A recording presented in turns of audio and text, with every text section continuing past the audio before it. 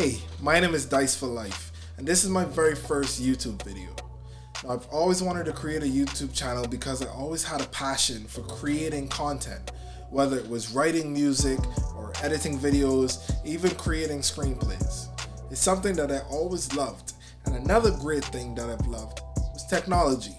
So in this video, I want to show you some of the stuff that I have on my desk, technology based, and see if you like it as well. And if you do, please subscribe to the channel, it really helps a lot. And welcome officially to Life in Shades. We'll see if the name sticks or not. Okay, quick backstory before we get into the video. I'm a DJ and rapper from Barbados, currently living in Canada. I've been involved in a couple film projects, but nothing too outstanding. However, if you're an eagle-eyed viewer and you have Amazon Prime Video, you might catch me in a movie called A Caribbean Dream. I wanted to get more involved into the tech world for a while, and after I saw a ton of reviews from some of my favorite tech reviewers on the M1 MacBooks and the Mac Mini, I figured it was time to start. Quick disclaimer, I have never owned a Mac before in my life. So when I got this, I was both happy and overwhelmed. My wife is also new to the Apple ecosystem, so having to learn it fast enough so I can also show her a few things was a huge task, but so far so good. And no broken bones. Thank you. So, by now you know that at the heart of my desk is the M1 Mac Mini. It is a 16GB model with 1TB of internal storage. I chose to get these specs because I wanted to have a computer both me and my wife can use for business, productivity, and a little bit of gaming in between.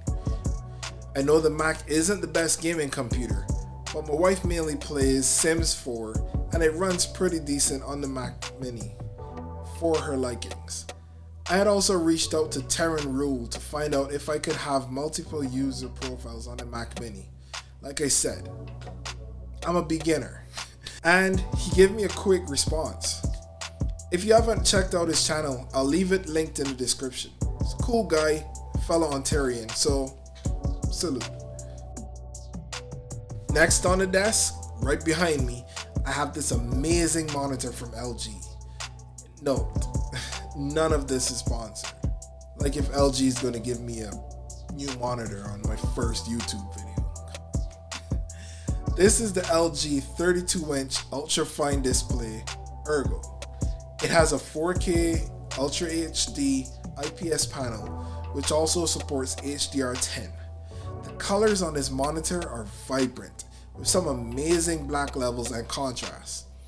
It also has a 60Hz refresh rate and it supports FreeSync, which is okay for gaming, but it's not the most ideal if that's what you're in for mainly. Personally, it's perfect for the workflow I want to do. And I don't do hardcore gaming, and if I do, I have the PlayStation 4.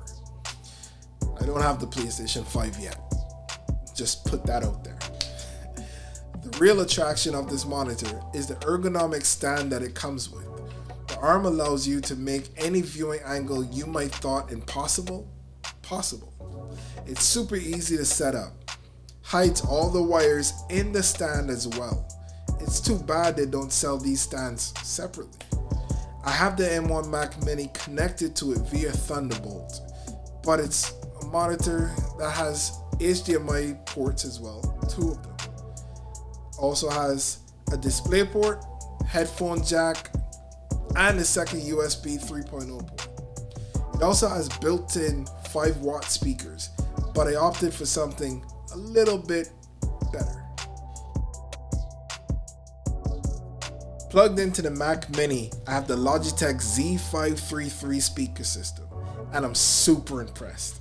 I didn't want to spend too much money when I was looking for speakers after I did have to for a lot of the other items on the desk, and these Logitech speakers came in at a great price point.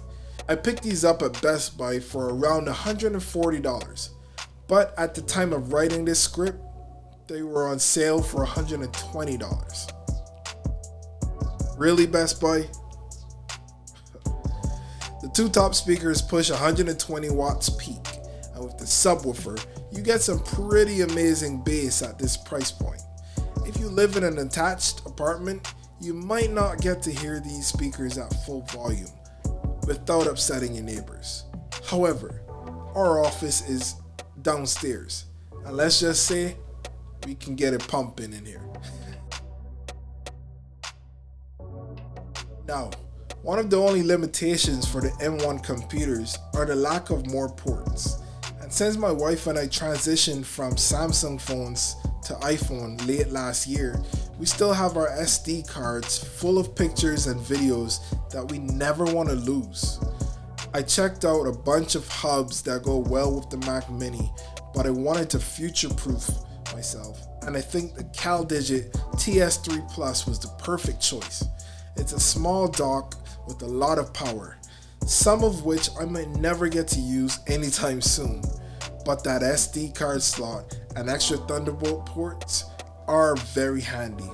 It sits right next to my Mac Mini and under the monitor, and it's no eyesore.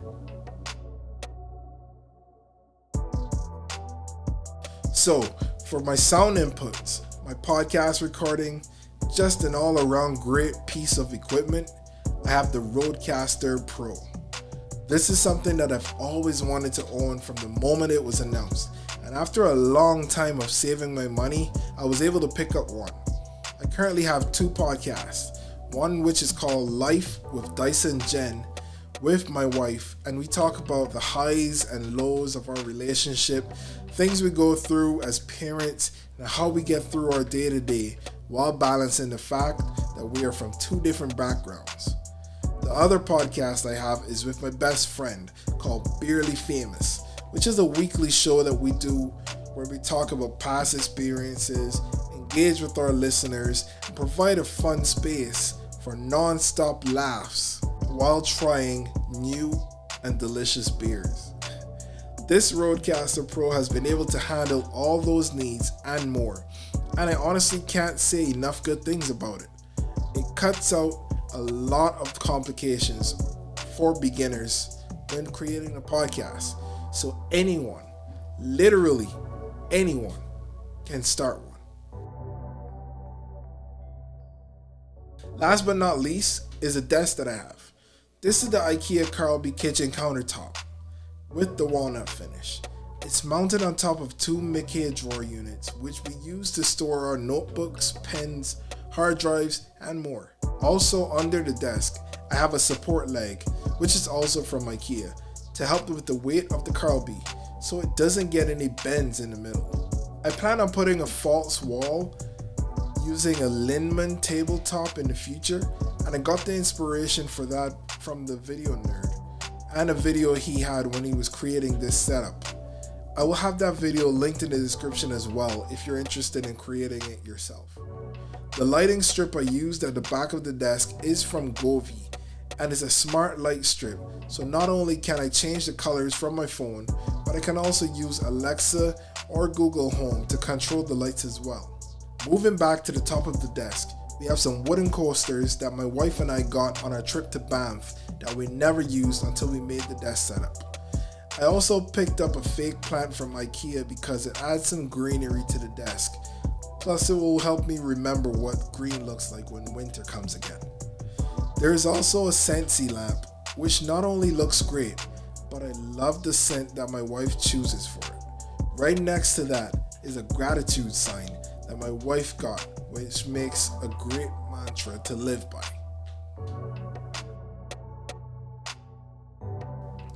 All of this brings together our desk setup. It took a lot of planning, and more importantly, a lot of money, but it was something that me and my wife wanted to have to start our YouTube journey and having a place to do our work. If you like this video and you want to see more content, please hit that like button, subscribe, and also hit the bell so you never miss any future videos.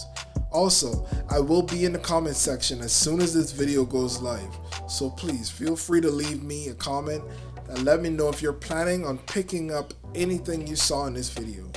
I will be happy to share some insights with you. Until next time, my name is Dice for Life, and this is Life in Shades.